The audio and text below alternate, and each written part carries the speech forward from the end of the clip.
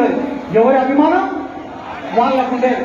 ఒక నాయకుడిని అభిమానిస్తే కేసులు పెట్టాం, ఒక నాయకుడిని అభిమానిస్తే చంపేస్తామంటే ఇక్కడ చూస్తూ ఊరుకునేవాడు కూడా ఎవరు లేడు.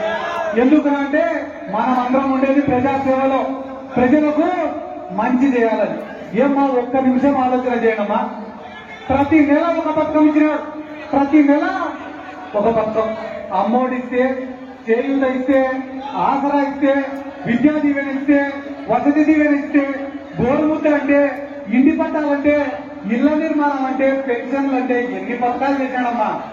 ఇన్ని పథకాలు చేసిన తర్వాత ఏం చెప్పినాడు తెలుసా మాకు అందరికీ? మీరు గడప గడప తిరగమని చెప్పినాడు. ఏం చెప్పినాడు? గడప గడప తిరగండి, చేసిన మంచి గురించి ప్రజలకు చెప్పండి అన్నాడు. కానీ ఈ పక్క చంద్రబాబు నాయుడు సంవత్సరం రోజులకు మొన్ననే తల్లికి వందనం ఇచ్చి ఏం చెప్పాడు తెలుసమ్మా?